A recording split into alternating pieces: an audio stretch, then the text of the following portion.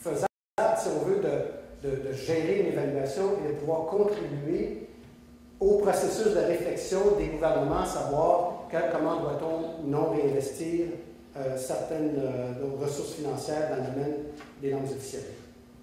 Et comme on part toujours du principe, et ça c'est la commission sur le bilinguisme et le culturalisme des années 60 qui l'avait bien établi, comme on sait parfaitement qu'avoir deux langues c'est plus cher qu'une langue dans un pays, on a évalué, on avait donc le concept des coûts supplémentaires avait émergé à cette époque-là et demeure un concept très intéressant aujourd'hui.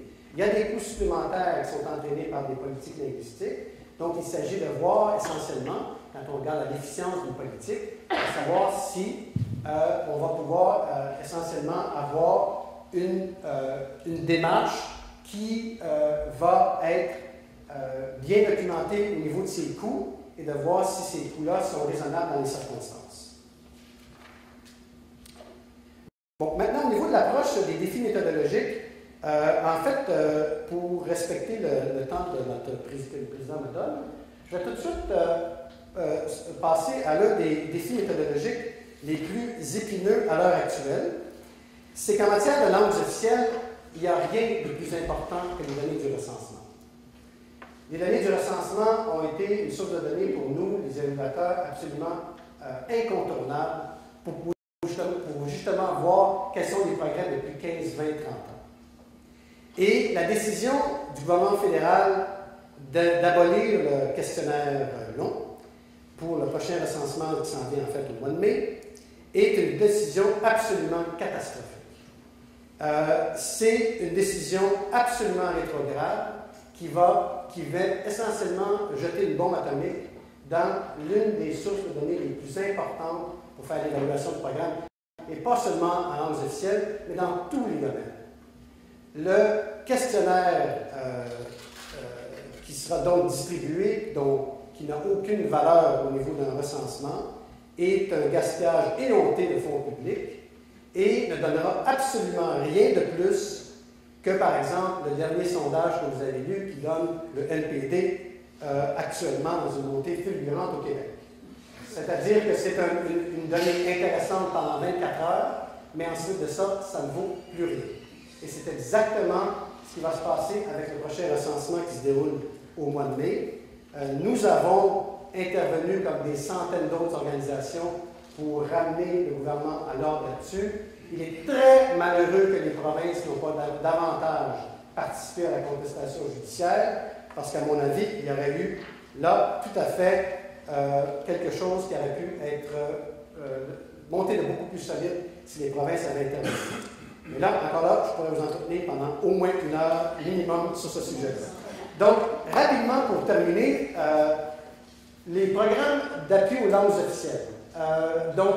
Très rapidement, c'est la plus grande initiative du gouvernement fédéral en matière de langues officielles. C'est 2 milliards sur 6 ans à peu près, lorsqu'on avait évalué la dernière fois. Ça touche tous les domaines des langues officielles, développement des communautés, mise en valeur, éducation, langue de la minorité, langue seconde. Vraiment une très, très grande initiative fédérale provinciale.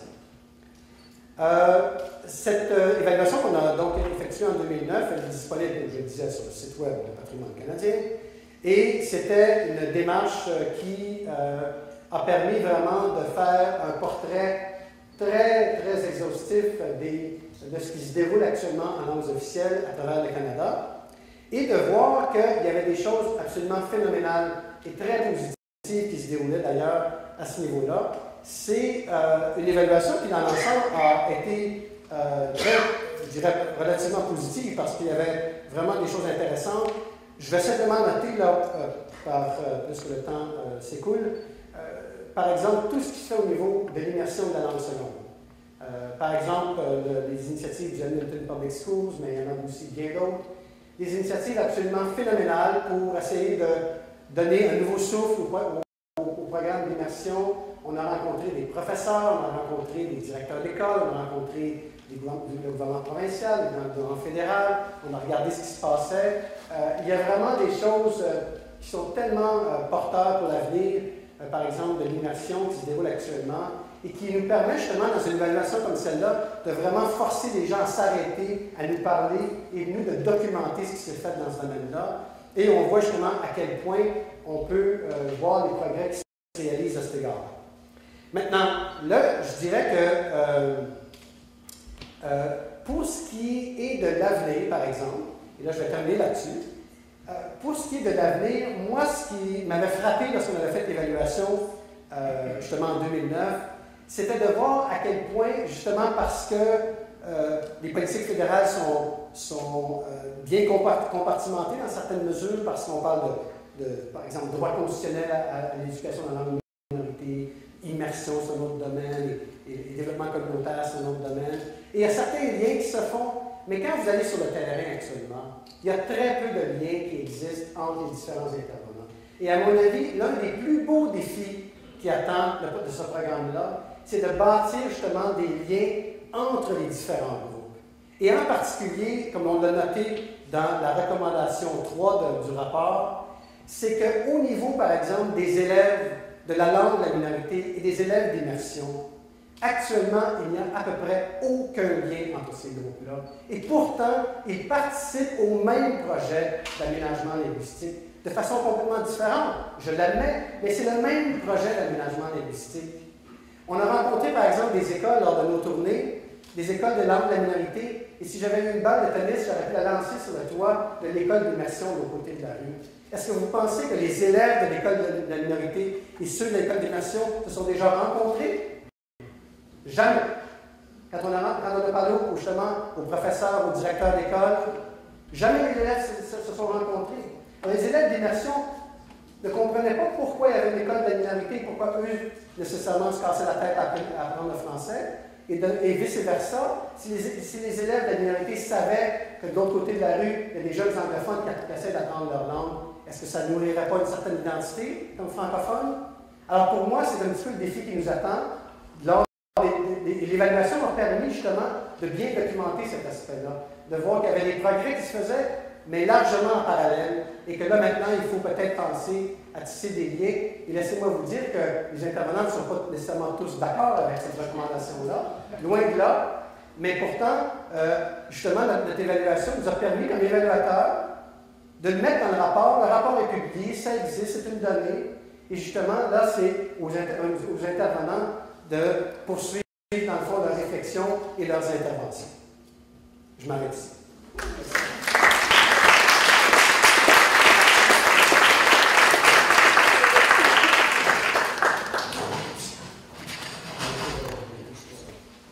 Le dernier panéliste,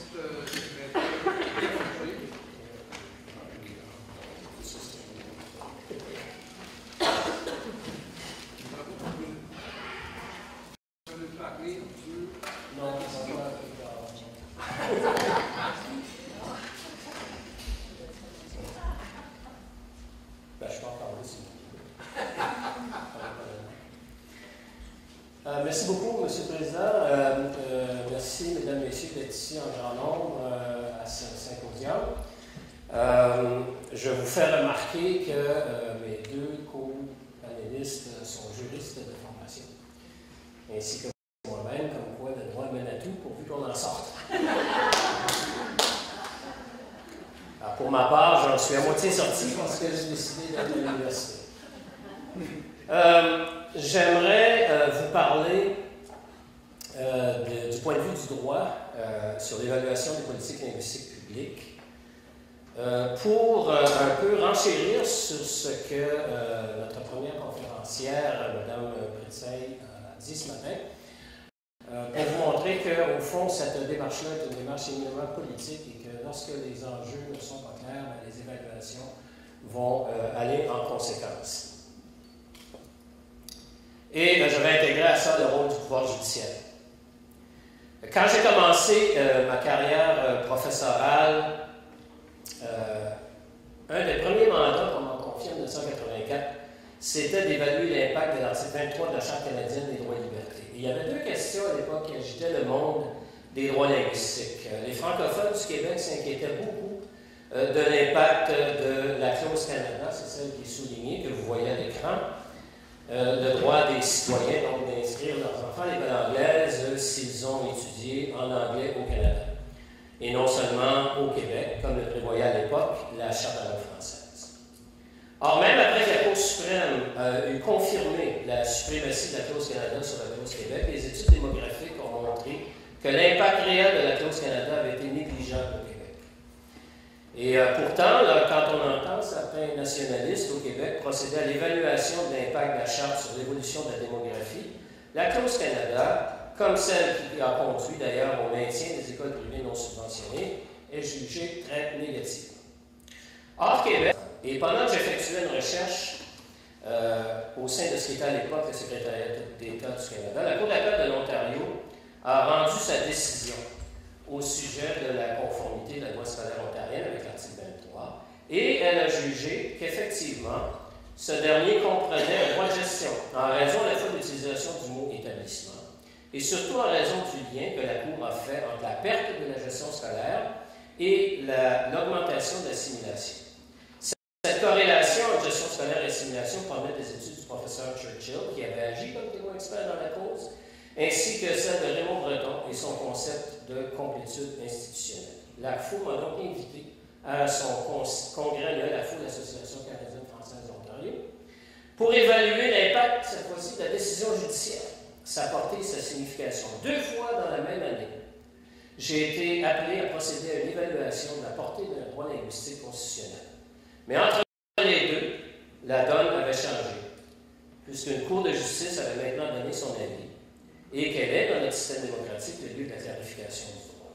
Or, il s'avère que si je pense, comme les experts ont témoigné au procès, que les institutions autonomes sont l'objectif ultime et souhaitable pour le développement d'une minorité, et si je pense que ce développement est un objectif important, mon évaluation de l'article 23 et de son impact et de la décision sera évidemment positive.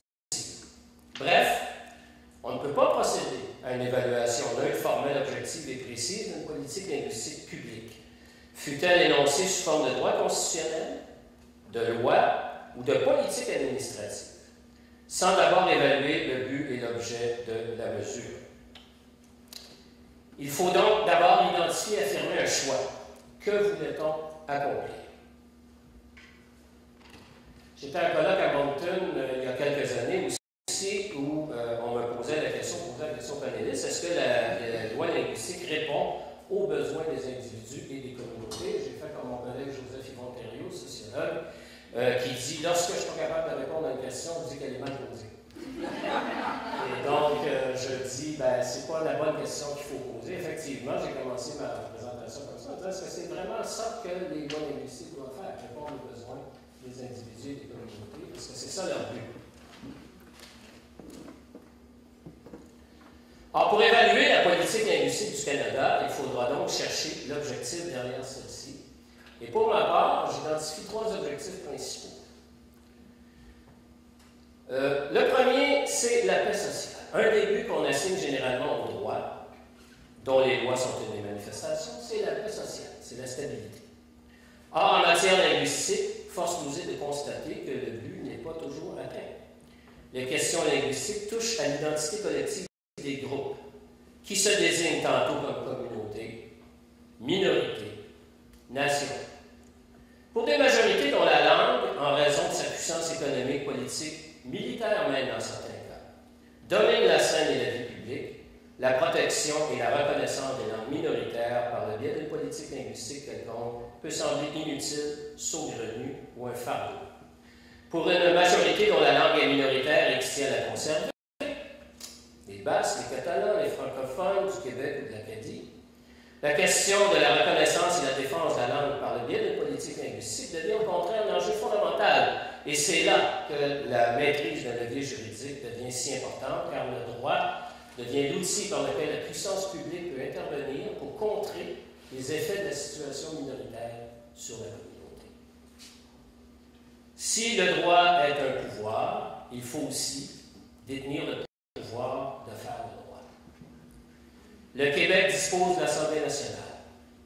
Les minorités francophones vont se tourner pour leur part vers leur législateur municipal, provincial, fédéral, et, quand il le faut, vers les tribunaux. Alors, la toute première question à se poser, c'est est-ce qu'il faut intervenir par le droit? Est-ce que le droit est nécessaire?